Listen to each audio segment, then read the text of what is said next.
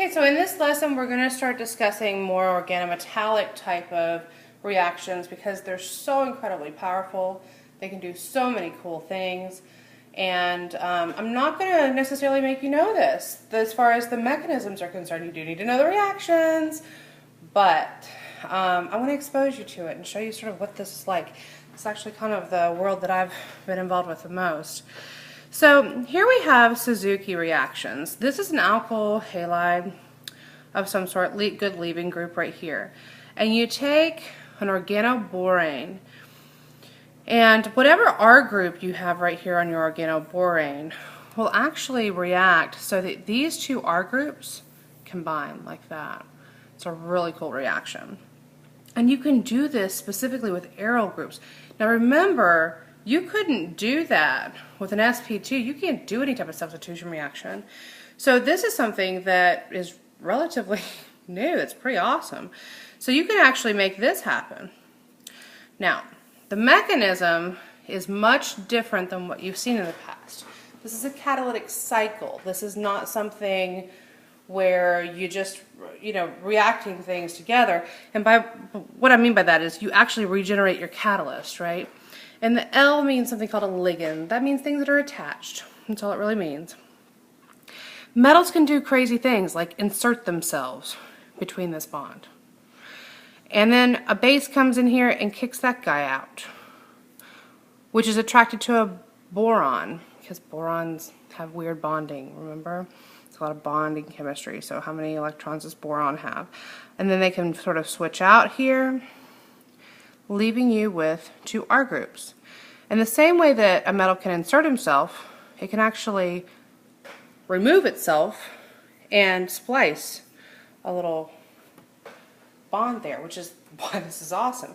And it retains the configuration of the initial starting material there too, which is pretty cool. Now, so that's known as the Suzuki reaction. This is the Heck reaction.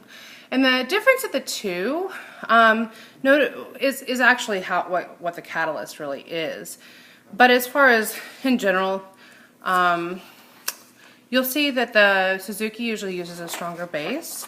So you're going to use a organic base here, triethylamine, TEA. And a Heck reaction, you tend to get a conjugated product. So specifically, usually your RX in a Heck reaction is specifically a vanillic or aryl halide. So we're talking about, there is an sp2 carbon right there, okay? So you end up with a conjugated product here, and that's how you know you have a Heck reaction instead of a Suzuki. And so some examples here would be, if you started with this guy, notice that this, it didn't have any type of functionality other than just an alkene. And you do have to have a hydrogen open there, and it does the same type of thing. So you will end up getting a trans product, an E product, depending on what you're looking at, for a double bond, with a double bond here. So that's something that you have to keep in mind here. Okay.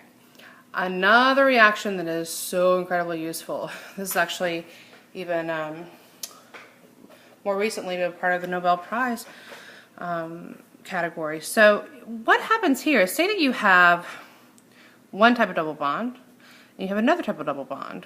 Basically, that will combine and that will combine to make a new type of guy. So see how I've got this and this here, and this, still the same thing. So think about how many different types of reactions you can do with that. You could take two double bonds and combine them in so many cool ways. It's awesome. You have to realize though, so say you could actually use that to close a ring. Two of these carbons that are here will end up going over there. So that would actually be this carbon and this carbon that are combining to make that CH2 there, versus the ones that are above my fingers are the ones that are closing this ring. So sorry, the ones that I'm covering up here is what makes these two, versus those two are in that ring right there. You can also use this to open a ring. So if you added in your ethylene here, then what you could end up doing is inserting this into this because this part measures up with one of those carbons and this part measures up with another one of those carbons. And so you can do a lot of stuff with the Grubbs and Schrock catalysts. Thank you very much.